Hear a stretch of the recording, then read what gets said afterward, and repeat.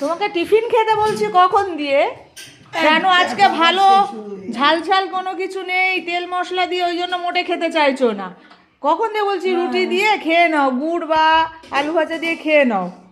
তার বেলা না, কোথায় তরকারি আছে, কিসের মশলার তরকারি, এইসব তরকারি তো তোমার ভালো লাগবে না।